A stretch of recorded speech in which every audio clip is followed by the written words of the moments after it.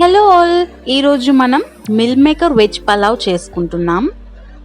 దానికోసం మనం బియ్యంని కడిగి నానబెట్టేసుకుందాం. అండ్ వెజీస్ అన్నీ రెడీ పెట్టుకున్నాను నేను. మిల్ మేకర్, పుదీనా, కొత్తిమీర, పచ్చిమిర్చి, ఆలు, ఆనియన్, లెమన్ అండ్ క్యారెట్. ఏంటంటే ఇప్పుడు మనం లంచ్లోకి వంట చేసుకుంటాము. 2 కర్రీస్ అండ్ రైస్ పెట్టేసుకుంటాము, తినేస్తాము, ఓకే అయిపోతుంది అక్కడికి.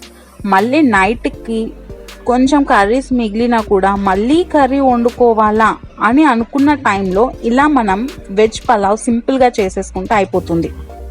ఇందులో మనం కావాలనుకుంటే దాల్ కూడా యాడ్ చేసుకోవచ్చు. పెసరపప్పు కానివ్వండి, కందిపప్పు కానివ్వండి.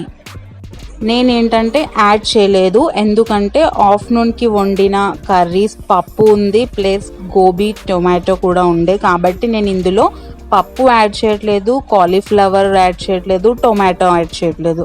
మిగతావి ఏవైతే ఇంట్లో ఉండేనో అందుబాటులో అవి మాత్రమే యూస్ చేశాను.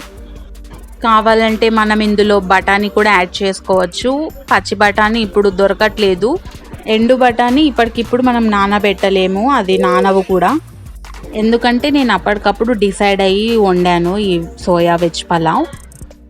అట్ ది ఎండ్ మాత్రం టేస్ట్ చాలా బాగా వచ్చింది. డెఫినెట్గా మీరు కూడా ట్రై చేసుకొని తినండి. Thank you for watching my video.